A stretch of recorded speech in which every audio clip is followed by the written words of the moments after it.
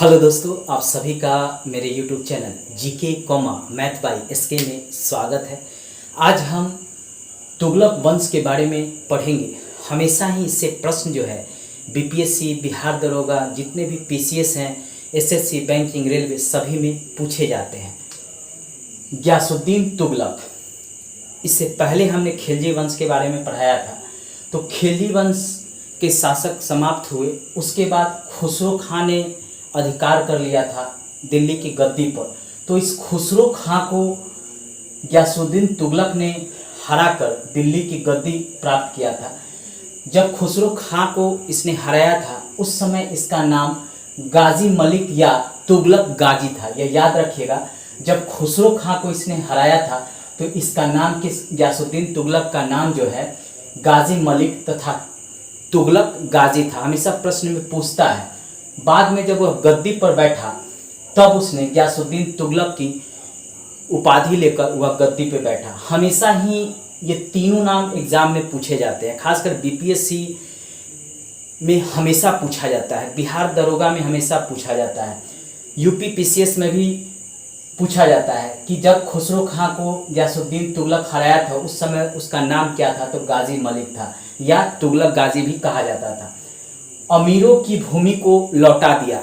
आपको याद होगा कि अलाउद्दीन खिलजी ने अमीरों की जो भूमि दान में दिया गया था, वक्फ इनाम की भूमि, उसको क्या किया था कि उसने मिला लिया था राज्य के अंतर्गत। इसने क्या किया, गयासुद्दीन तुगलक जब गद्दी पर बैठा तो इसने अमीरों की भूमि को वापस कर दिया। सिंचाई के लिए इसने कुएं तथा नहरों का निर्माण कराया। पहला ऐसा सुल्तान था जिसने सिंचाई के प्रबंध किए, क्योंकि उस समय आय का जो स्रोत था वह क्या था, कृषि था और व्यापार था। दो ही आय का स्रोत था और कृषि ही मुख्य आय का स्रोत था। इसीलिए इसने सिंचाई के लिए कुएं तथा नहरों का निर्माण कराया। एक नया नगर भी गयासुद्दीन तुगलक ने बनवाया था, उसका नाम था तुगलकाबाद। याद रखिएगा, तुगलकाबाद। उस नगर का, नया नगर जो इसने बसाया था उसका नाम था तुगलकाबाद। और यहीं पे इसने एक दुर्ग का निर्माण कराया था जो रोमन शैली पर था, उसका नाम था छप्पन कोट के नाम से उस दुर्ग को जाना जाता है। हमेशा प्रश्न पूछता है कि छप्पन कोट दुर्ग का निर्माण किसने कराया था, तो याद रखिएगा गयासुद्दीन तुगलक ने ये छप्पन कोट दुर्ग का निर्माण कराया था और यह रोमन शैली पर बनाया गया था। इसकी मृत्यु जो है 1325 ईस्वी में हो गई।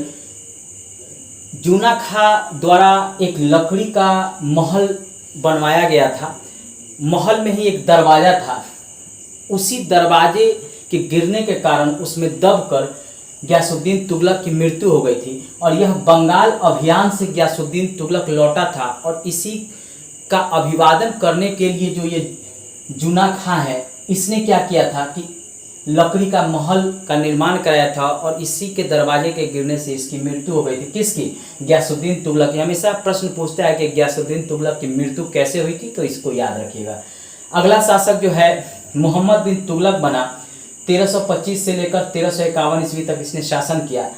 इसका नाम जो था पहले जूना खां था। जब यह गद्दी पर बैठा तब इसने मोहम्मद बिन तुगलक नाम रख लिया। याद रखिएगा, इसका नाम जूना खां था। जब यह गद्दी पर बैठा, दिल्ली की गद्दी पर, तब इसने मोहम्मद बिन तुगलक नाम रख लिया।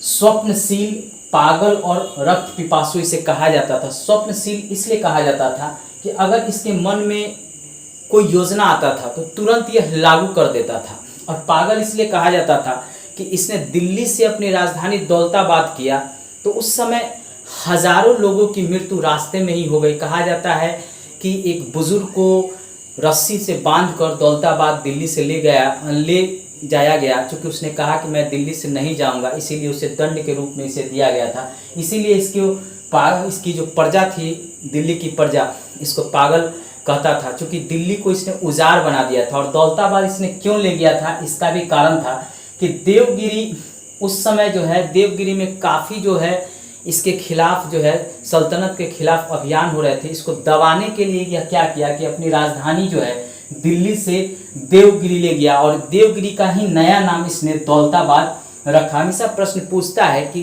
दौलताबाद किसका नाम नया रखा गया था, तो देवगिरी का रखा गया था। इसने कृषि के विकास के लिए अमीर कोही विभाग की स्थापना की। हमेशा जो है खासकर बीपीएससी में, यूपी पीसीएस में, राजस्थान पीसीएस में, उत्तराखंड पीसीएस में, एसएससी, बैंकिंग, रेलवे में, बिहार दरोगा में, दिल्ली एसआई में, यूपीएसआई में, ये हमेशा पूछता है कि अमीर कोही का निर्माण किसने किया था। तो याद रखिएगा मोहम्मद बिन तुगलक ने अमीर कोही का निर्माण किया था। और यह विभाग किससे संबंधित था? तो यह कृषि के विकास से यह विभाग संबंधित था। ये दो हमेशा ही प्रश्न पूछा जाता है हर एग्जाम, इसको आप याद रखिएगा। सांकेतिक मुद्रा भी इसने चलाया था। सांकेतिक मुद्रा का अर्थ था कि जो चांदी का टंका चलता था, आपको याद होगा कि मैंने पढ़ाया था कि इल्तुतमिश ने चांदी का टंका चलाया था और जीतल चलाया था तांबा का। तो इसने क्या किया मोहम्मद बिन तुगलक ने कि जो चांदी का टंका था इसके बराबर एक कांसा और तांबा का इसने सिक्का जारी किया जो इसके मूल्य के बराबर होता था। जैसे मान लीजिए कि 1 रुपये का सिक्का है और 2 रुपये का सिक्का है। अब सरकार कहे कि 2 रुपये का जो सिक्का है वह जो है 1 रुपये के सिक्के के बराबर हो जाएगा, तो वह सरकार कर सकता है। उसी तरह इसने क्या कहा कि जो चांदी का टंका था उसके बराबर कांसा और तांबा का इसने सिक्का जारी किया था। कांसा फरिश्ता के अनुसार है और तांबा जो है बरनी के अनुसार। याद रखिएगा, कांसा कहता है, फरिश्ता कहता है कि कांसा का सिक्का जारी किया, और बरनी कहता है कि नहीं, इसने तांबा का सिक्का जारी किया चांदी के टंका के बराबर। अब यह विफल कैसे हो गया? क्योंकि लोग जो है अपने घरों में ही यह कांसा और तांबा का सिक्का जो है तैयार करने लगे और उससे जो है सामान खरीदने लगे, जिससे व्यापारियों को काफ़ी घाटा होने लगा। क्योंकि जो चांदी का टंका था उसके मूल्य के बराबर यह होता नहीं था और इसके कारण जो है बाद में यह असफल हो गया। जो नई जो यह सिक्का चलाया था यह असफल साबित हो गया। जैसे वर्तमान में जो हमारे प्रधानमंत्री हैं मोदी जी ने जो पहले जो 500 रुपये था उसको चेंज करके नए 500 रुपये जारी किया, 2000 का नया नोट जारी उन्होंने किया। इसके अलावा 10, 20, 50 के भी नए नोट जारी किए। तो इससे जो है थोड़ी अव्यवस्था तो फैली, लेकिन उन्होंने सुदृढ़ रूप से इसलिए जारी किया क्योंकि रिजर्व बैंक ने इसे अच्छे तरह से जारी किया, इसलिए यह सफल रहा प्रधानमंत्री मोदी जी के द्वारा। कुछ लोगों के द्वारा यह कहा जाता है कि यह असफल रहा, इसके कारण ही जो जीडीपी का जो ग्रोथ है नीचे चला आया। तो यह अर्थशास्त्रियों का अलग अलग तर्क हो सकता है। मोहम्मद बिन तुगलक उस समय में इस तरह का काम किया था, लेकिन उसका यह अभियान असफल रहा, उसका जो यह प्रयोजन था यह असफल रहा। प्रिंस ऑफ मनियर्स एडवर्ड थॉमस कहता है किसको? मोहम्मद बिन तुगलक को। हमेशा प्रश्न पूछता है कि प्रिंस ऑफ मनियर्स किसको कहा जाता है? तो मोहम्मद बिन तुगलक को कहा जाता है। और यह किसने कहा? तो एडवर्ड थॉमस ने इनको प्रिंस ऑफ मनियर्स कहा। इब्न बतूता जो मोरक्को का यात्री था, अफ्रीका में एक मोरक्को देश है वहीं का यात्री था, यह इसके दरबार में आया। दरबार में आने के बाद इसको जो है दिल्ली का काजी बना दिया। कौन? मोहम्मद बिन तुगलक इसको दिल्ली का काजी बना दिया। और इब्न बतूता के द्वारा एक पुस्तक लिखा गया था रहेला, जो डाक व्यवस्था और गुप्तचर व्यवस्था पर लिखा गया था। हमेशा प्रश्न पूछता है कि रहेला किसके द्वारा लिखा गया है? तो याद रखिएगा इब्न बतूता के द्वारा यह पुस्तक लिखा गया है। और यह भी पूछता है कि इब्न बतूता दिल्ली आया था तो उसे किस पद पर नियुक्त किया गया था? तो उसे दिल्ली के काजी के पद पर नियुक्त किया गया था। बाद में इसे राजदूत बनाकर चीन भी भेजा गया। जैसे भारत का राजदूत चीन में भी है, पाकिस्तान में भी, अन्य देशों में है। तो उस समय मोहम्मद बिन तुगलक क्या किया था कि इस इब्न बतूता को दूत बनाकर चीन भेजा था, यह भी याद रखिएगा। जैन धर्म के एक गुरु थे जीन प्रभासूरी, इसके साथ इसने विचार विमर्श किया था। हमेशा प्रश्न पूछता है कि मोहम्मद बिन तुगलक किस जैन धर्म के गुरु के साथ विचार विमर्श किया था? तो याद रखिएगा जीन प्रभासूरी। ये हमेशा प्रश्न में पूछा जाता है, इस नाम को याद रखिएगा।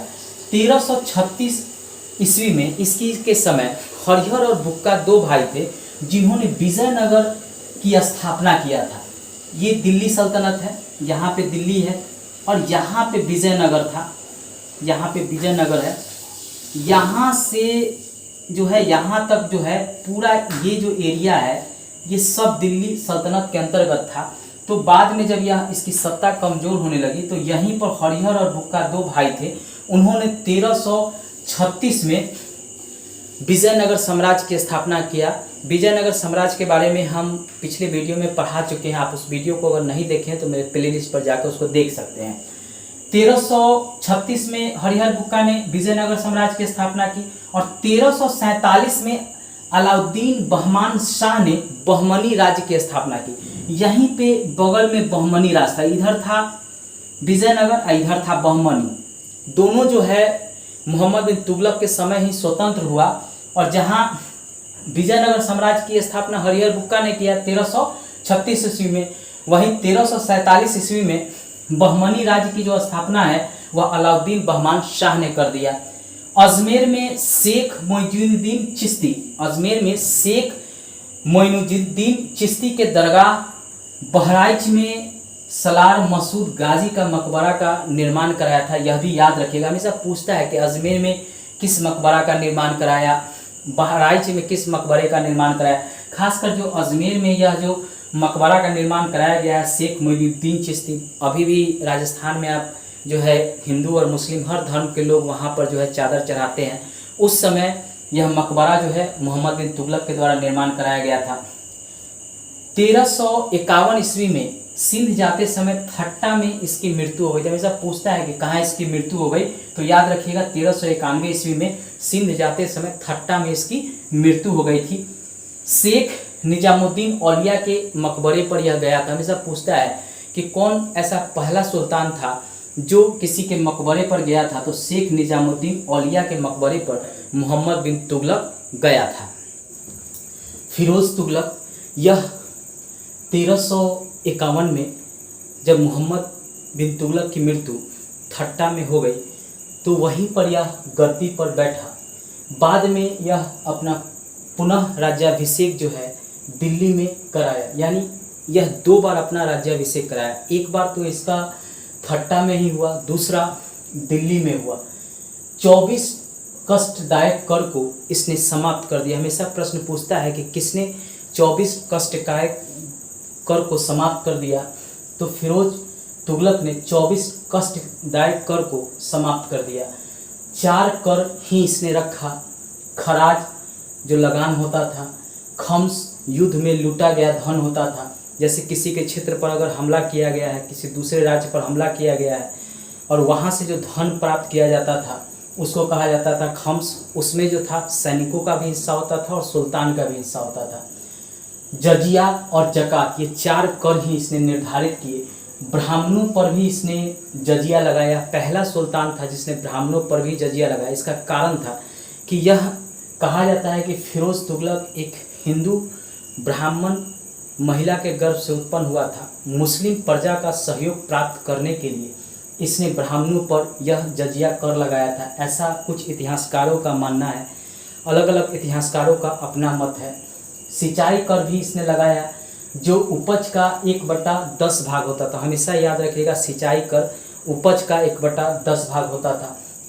5 बड़ी नहरों का इसने निर्माण कराया था। 5 बड़ी नहरों का निर्माण कराने का अर्थ है कि ये जो पाकिस्तान से सटा हुआ ये जो क्षेत्र था, इधर जो था 5 नहरों का निर्माण कराया गया था। सिंध, सतलज, झेलम, चिनाब, रावी, ये इधर जो है 5 नहरों का निर्माण जो भी पाकिस्तान में है वह फिरोज शाह तुगलक के समय ही कराया गया था। इसको याद रखिएगा। हिसार, फिरोजाबाद, फतेहाबाद, जौनपुर, फिरोजपुर नगरों का इसने निर्माण कराया था, जिसमें बार बार पूछा जाता है कि हिसार का निर्माण किसने कराया, फिरोजाबाद जो नगर है उसका निर्माण किसने कराया, जौनपुर, फिरोजपुर नगरों का निर्माण किसने कराया, तो याद रखिएगा फिरोज तुगलक ने करवाया था। खिजराबाद, टोपरा गांव में जो खिजराबाद है और मेरठ में अशोक के 2 स्तंभ थे, उसको यह दिल्ली में ले आया और यहाँ पे स्थापित कराया। 2 अशोक के स्तंभ, जो एक था खिजराबाद जो टोपर गांव में है, वहाँ पे खिजराबाद है वहीं पर था, दूसरा था मेरठ में। इन दोनों अशोक के स्तंभ को लाया और दिल्ली में इसने स्थापित कराया। किसने? फिरोज तुगलक ने। कई बार ये प्रश्न पूछा गया है, खासकर बीपीएससी, बिहार दरोगा, UP PCS, SSC banking, railway में कई बार ये पूछा जाता है।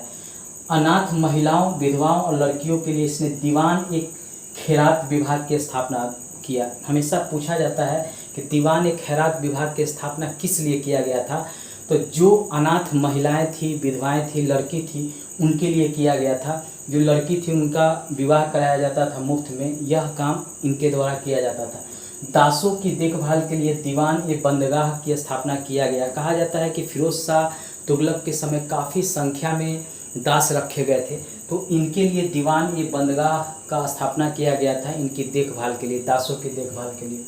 सैन्य पदों पर वंशानुगत बनाया गया।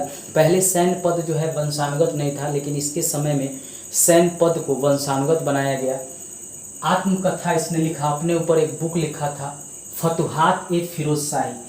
यह जो था फिरोज शाह तुगलक के द्वारा ही खुद लिखा गया था, कहा जाता है। कुछ इतिहासकारों का मानना है कि यह किसी दूसरे के द्वारा लिखवाया गया था, लेकिन कुछ इतिहासकारों का मानना है कि इसने अपनी आत्मकथा फतुहात फिरोज शाही स्वयं लिखा था, फिरोज शाह तुगलक।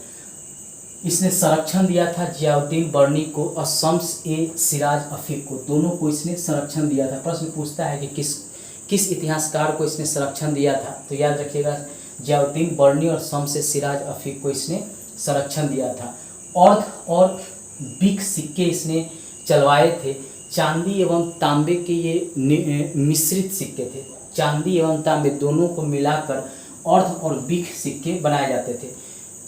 फिरोज काल में निर्मित खान जहां तेलंगाना मकबरे की तुलना जो जेरूसलम में निर्मित उमर का मस्जिद है उससे किया जाता है। फिरोज काल में ही खान जहां तेलंगाना का मकबरा निर्मित किया गया था, इसकी तुलना जो है जेरूसलम, जो अभी इजराइल की राजधानी है, वहाँ पे एक मस्जिद है उमर, उससे इसकी तुलना की जाती थी। दिल्ली में फिरोज शाह कोटला दुर्ग का निर्माण कराया। अभी इसका नाम बदल दिया गया है, फिरोज शाह कोटला दुर्ग का।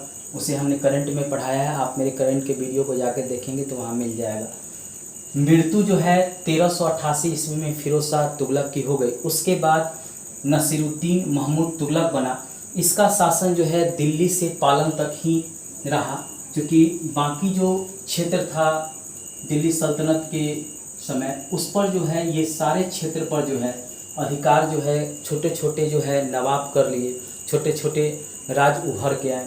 तो इसका जो शासन कहा जाता है कि दिल्ली से पालन तक रहा। अभी बीपीएससी में ये प्रश्न पूछा था, जिसमें जो है नसीरुद्दीन महमूद तुगलक का नाम न देके उसमें दूसरा नाम दिया गया था।